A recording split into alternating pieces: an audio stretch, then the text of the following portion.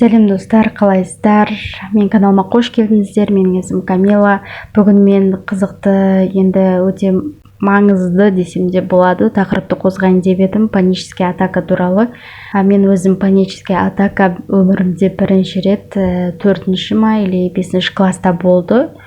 Сол кезде мен ештеңе түсінген жоқпын. Ол кенеттен басталды, шынын айтсам. Сабақта отыр едім. Ол кезде кішкентаймын ғой, енді мектеп оқушымын. Отырған кезде бір өзім ауа жетіспей, түсінбей, әлі кішкентайым ғой, жылап жібердім да, сонымен паника болып, мұғалім де қорқып кеткен ғой. Мұғалім да қатты қорқып кетті. Сөйтіп мен үйге қайтарып жіберген едім. Мен өзім үйге келгенше дірілдеп келдім, шынын айтайын. Бірінші рет сол кезде болды. Одан кейін мына универге түскен кезде басталды. Таң азанмен басталатын болды. Таң азанмен именно жаңағы автобуста отырған кезде басталатын айтсай. Автобуста отырған кезде жаңа қоғамдық жерлерде жүресің ғой, сол кезде басталады бұл нәрсе. Қырсық қой таза адамдар, өзім ішімнен ойлап қоям, жаңағы бір жағынан ұялам, дірілдеп сөйтіп тұрмын да автобуста. Содан кейін барып бұның емін іздедім енді. Бүкіл ютубты қарадым, түгел видеоларды қарап шықтым, психологтардан да көрдім. Бұл негізі навязчивые мысли дей ма, не дейді орысша айтқан кезде.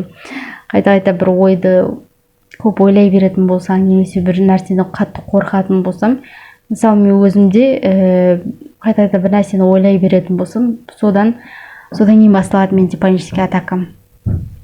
Бұл панический атаканы мен қалай жеңдім деп те айта алмаймын, бірақ бәсеңдеттім.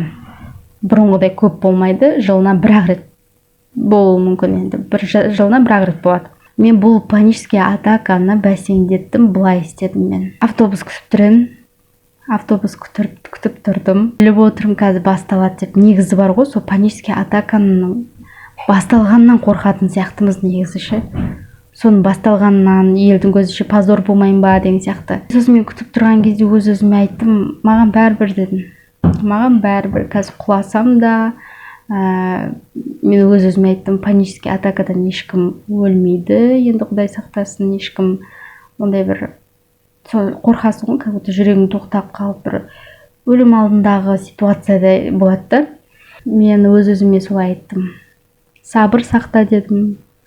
Бұл панический атака ештеңе де емес. Бұл қатты бір серьезный нәрсе емес деп өзімді сөйтіп жұбатып, солай айтып, содан кейін барып осы панический атаканы жеңдім. Маған бәрібір деп айттым. Сіздерге енді күлкілі болатын шығар, бірақ енді толық осы панический атаканы зерттедім, неден пайда болатынын, сосын барып түсіндім. Бұл жаңағы қорқыныштан, қайта бір нәрсені ойлай бергеннен, мыжып бір нәрсені ойлай бергеннен болады. Сосын жаңағы қатты шаршағаннан, моральдық шаршаудан болады негізі.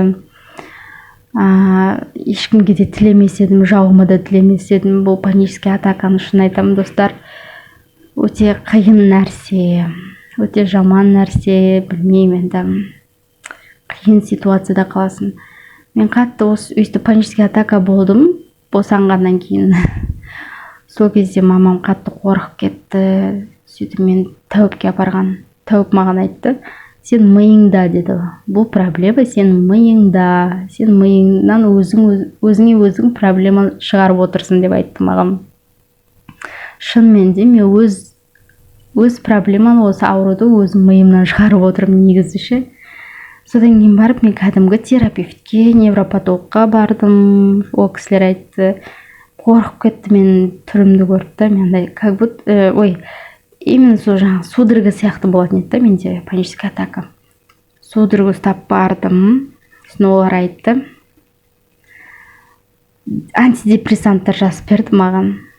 Бағасы өте қымбат екен, біздің қалада табылмайды, оны заказбен алдырту керек екен Ресейден. Ол врач айтты, бізге Ресейден алдыртып береміз, 50 000 теңге болады деді бағасы. Мен шын айтсам ақша жаратқым келген жоқ, бірақ қатты алғым келді ол дәріні. Алмадым. Шынымды айтайын, алған жоқпын. мен өзім жеңем деп өзіме сөз бердім. Ешқандай дәрісіз, химиясыз өзім жеңем деп өз-өзіме сөз бердім. Ақыры жеңдім ғой енді. Бұрынғыдай қатты емес, бірақ қатты бәсеңдетіп тастадым бұл панический атаканы.